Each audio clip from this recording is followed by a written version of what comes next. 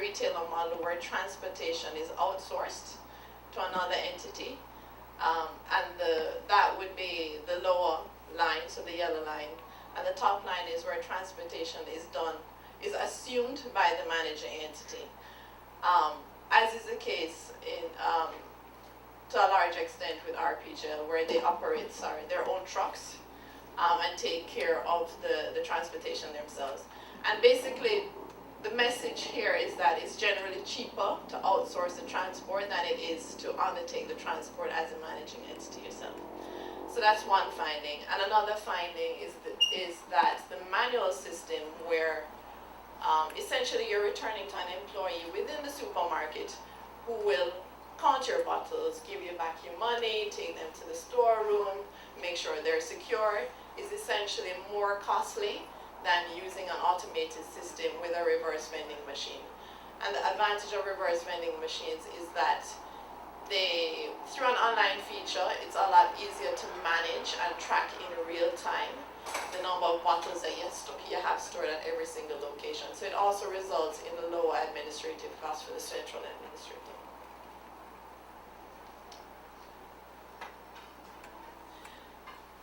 So ultimately, therefore, the lowest cost model that we found was the model based on automated returns using retailers such as supermarkets as return points. Now I wanted to also look at the benefits. So the main benefits that we considered were, of course, the savings in solid waste management costs from diverting PET out of the waste stream and what that would mean in terms of avoided costs for NSWMA in collecting those bottles. The second benefit that we looked at was avoided disamenity or inconvenience of having litter. So typically, because litter is not something that you can readily ascribe a monetary value to, what is normally done is that a willingness to pay model or study is conducted. So it essentially means that somebody will go around and take a survey and ask people how much they would be willing to pay to not have litter in the street. And the amount that they're therefore willing to pay is the economic cost to society of having that litter. So a willingness to pay study was actually done in the UK and Australia, and they found that on average, each citizen was willing to pay £45 per year to have less litter on their streets. What we've done, because a willingness to pay study hasn't been done for Jamaica, we've essentially converted that on a purchasing power parity basis to the Jamaican case. And we estimate that each Jamaican citizen hopefully should be willing to pay a minimum of $100, not a lot of money, $100 per year to have less litter in the streets. And to the extent that the deposit refund system reduces the level of litter by reducing the level of PET in the waste stream, you can ascribe a value to having an avoided disamenity from litter in your streets. Similarly, for flood-related costs, we all know that every time it rains a little bit in Jamaica, you get stuck on the street that much longer because roads are flooded, you get stuck in traffic, your commute just takes that much longer. And each of us, being stuck in traffic means a loss of productive time.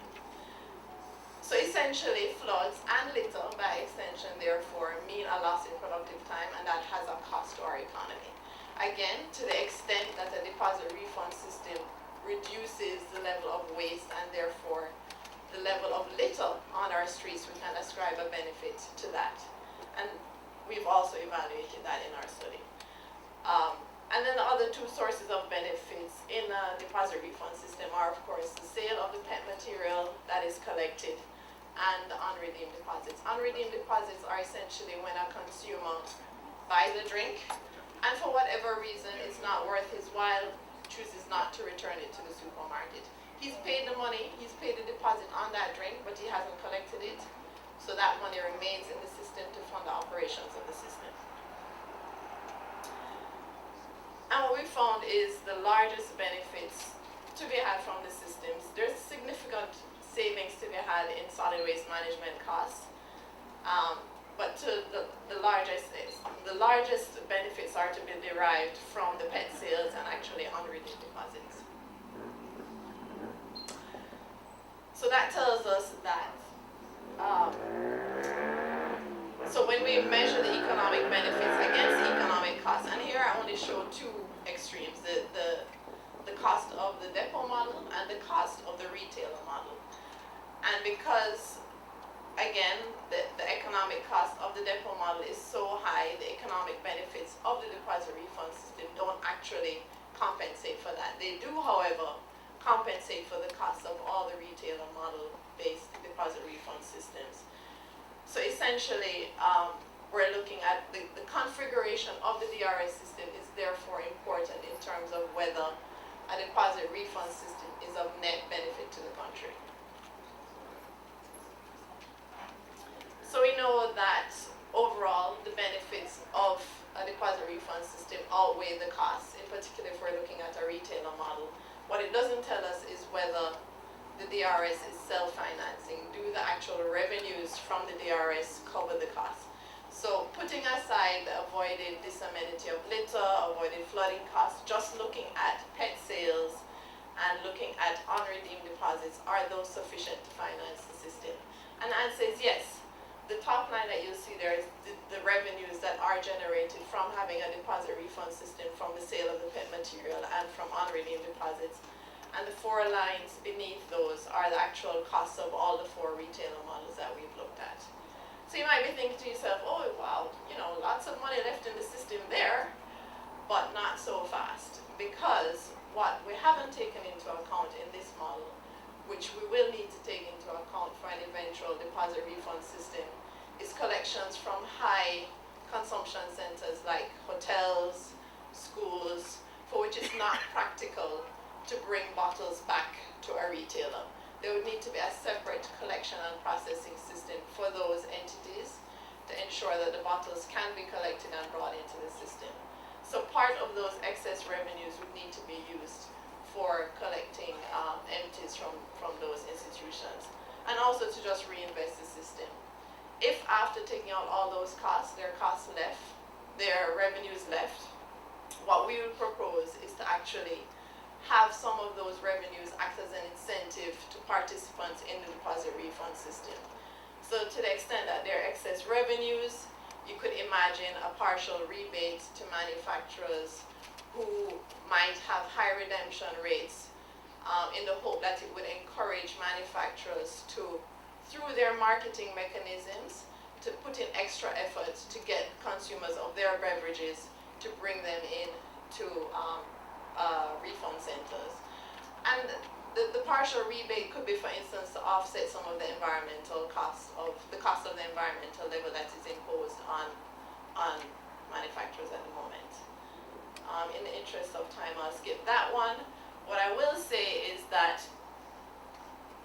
we know that deposit refund system is economically beneficial to the country and it can be self-financed, but there are a couple of important conditions to this. One is that convenience is a must. Capri conducted a survey amongst the public to get feedback on a possible deposit refund system. And one of the questions we asked about was the willingness of consumers to return bottles and how far would they be willing to travel.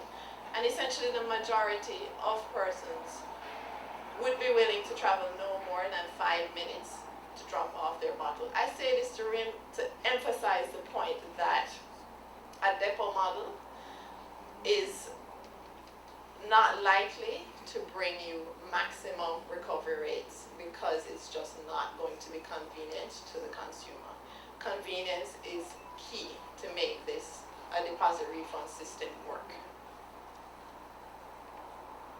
The second thing we asked about was deposit amounts, and what essentially we asked about their willingness to bring in their bottles given the level of deposit that would be refunded to them. Of course, as you expect, as the deposit goes up, everybody's willing to bring in their bottles. For $1, essentially 11% of persons would be willing to make the effort and bring in their bottle and get a refund. To achieve a recovery rate of about 80 to 85%, which is typically what would be aimed for in a first world system. You'd need to charge about $5 per bottle. And this is how we've essentially derived this curve with the recovery rates. If we imagined a target of 25% within 3 years, 25% within 5 years, 60% in 10 years, and ultimately 85% recovery rates by after 15 years in the scheme, the deposit levels that you would have to charge are shown in the yellow line beneath. So you could start off with a deposit rate of $1, working your way gradually up to about $5 by 2032, for example, after about 15 years, so that you gradually get to that 85% recovery rate. A few more key points in terms of making sure a DRS works. I mentioned before the role of the central administrator.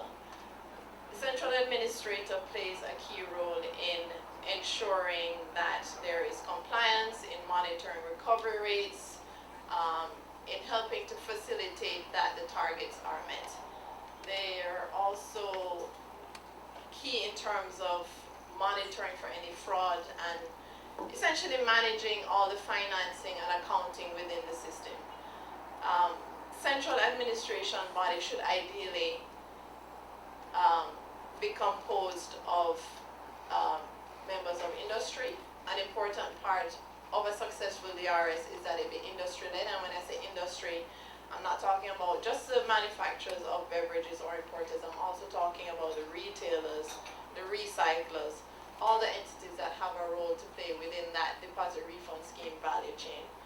And it's important that industry takes the lead and not the state, because they are the ones that are most knowledgeable about costs in the system, about logistics, and they would therefore be in the best position to identify areas where efficiency improvements can be made. It also ensures that they're engaged and that they have a sense of product stewardship. And what has been found in other countries where deposit refund systems have been state-led is that their costs are higher. There isn't the same level of reinvestment in the DRS to ensure that it maintains a certain level of efficiency. And recovery rates tend to be lower generally. Finally, as I mentioned before, schools, hotels, and other high consumption points would need to be included as well. And finally, we should ensure that a deposit refund system remains open to potentially receiving other materials in the future. Materials such as aluminum cans, glass bottles. There's already been some interest from other players in the sector for having additional materials included. And I mean, essentially that would also help to spread the cost of the DRS over a larger base of materials. And that concludes the presentation. Thank you.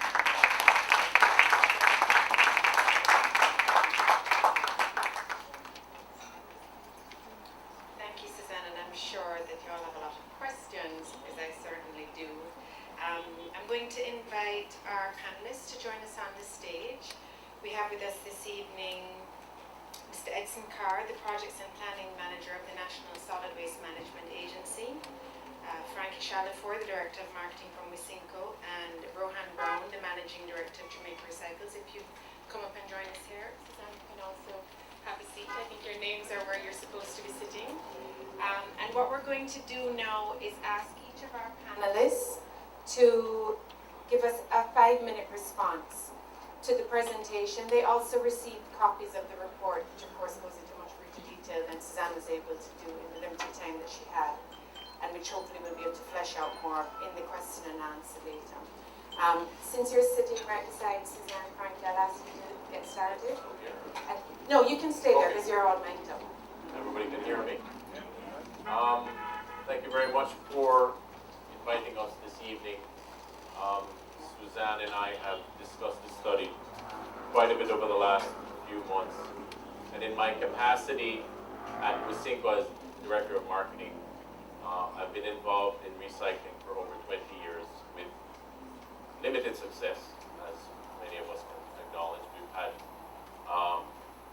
trends early in the 2000 to 2004, and then we had a hiccup for about 10 years, and then we reconstituted a recycling company called Recycling Partners of Jamaica, which I'm also a board member there.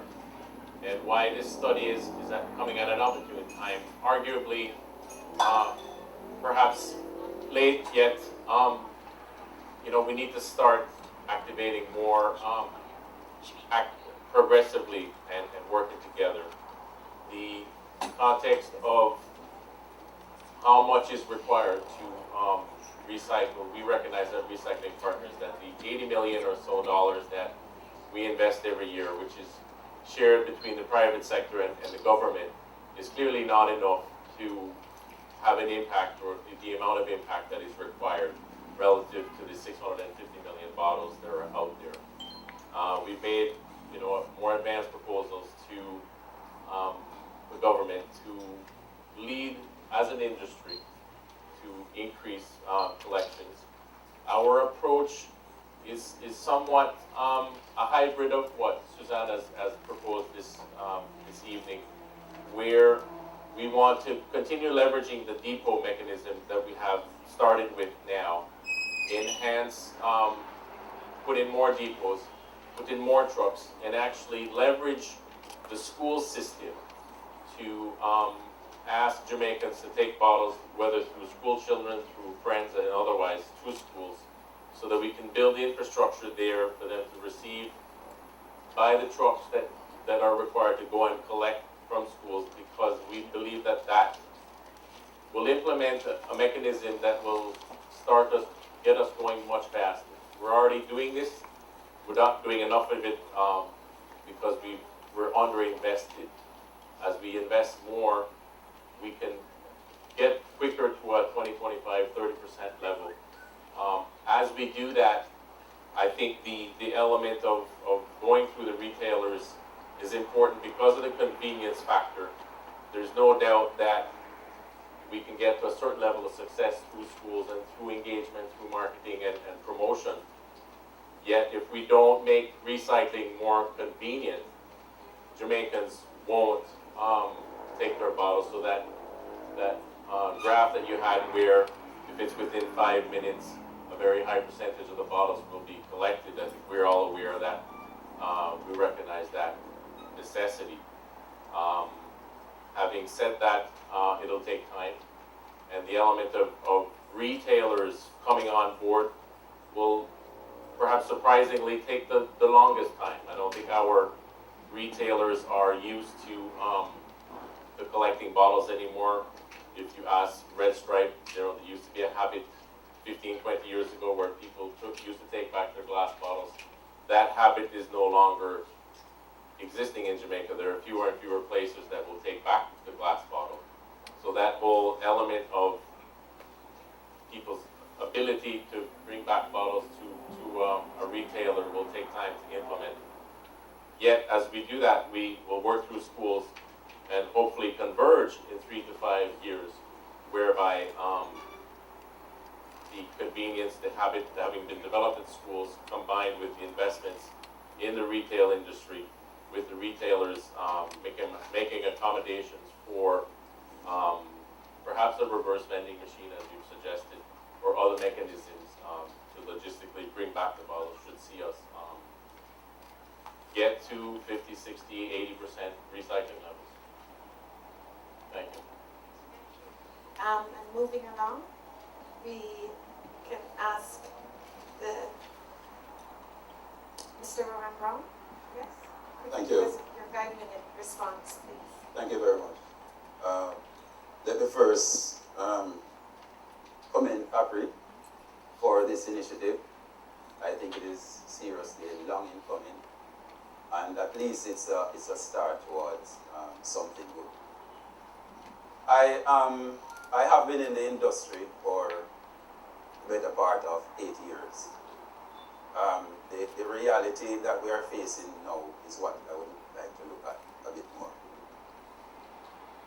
Over maybe about 4 years ago, when oil prices were ranging at $140 odd thereabouts, now it's down to maybe $70 odd.